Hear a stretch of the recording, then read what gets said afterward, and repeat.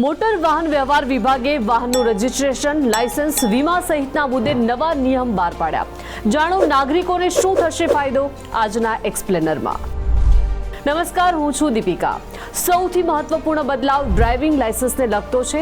અત્યાર સુધી લાયસન્સની મુદત પૂર્ણ થતાં જ તે અમાન્ય બની જતું હતું, પરંતુ હવે નવી વ્યવસ્થા મુજબ લાયસન્સ એક્સપાયર થયા પછી પણ 1 મહિના સુધી માન્ય ગણાશે। આથી વાહન ચાલકોને નવીકરણ માટે વધારાનો સમય મળશે અને દંડની શક્યતા ઘટશે। તેવી જ રીતે વાહન ઇન્સ્યોરન્સ ટ્રાન્સફર માટે પણ હવે 30 દિવસનો સમય આપવામાં આવ્યો છે। અગાઉ ઓછા સમયગાળાને કારણે ઘણા લોકો મુશ્કેલીમાં મુકાતા હતા। હવે વાહનના માલિકીના પરિવર્તન દરમિયાન ઇન્સ્યોરન્સ ટ્રાન્સફર વધુ સરળ બનશે। વાહનનું રજીસ્ટ્રેશન રદ કરાવવાની પ્રક્રિયામાં પણ સમયગાળો વધારવામાં આવ્યો છે। અગાઉ 14 દિવસની મર્યાદા હતી, જેને વધારીને હવે 30 દિવસ કરવામાં આવી છે।